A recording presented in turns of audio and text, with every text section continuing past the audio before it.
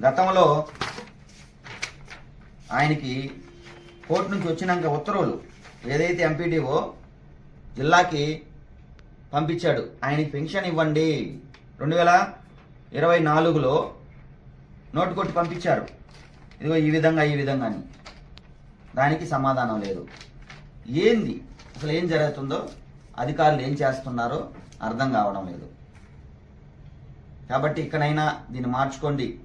తెలుగుదేశం పార్టీకి, మా నాయకులకి ఎటువంటి చెడ్డ పేరు రాకూడదని ఈ నెలకి ఆ బాధ్యత మేము తీసుకొని ఆయనకి మేము ఆ 4,000 రూపాయలు ఈ నెలది మేము అందిస్తా ఉన్నాం. నెక్స్ట్ మంత్ రాకుండా ఉంటే ఆఫీసుల ముందు మేమే నిలబడాల్సి వస్తుంది. దీన్ని వదలం.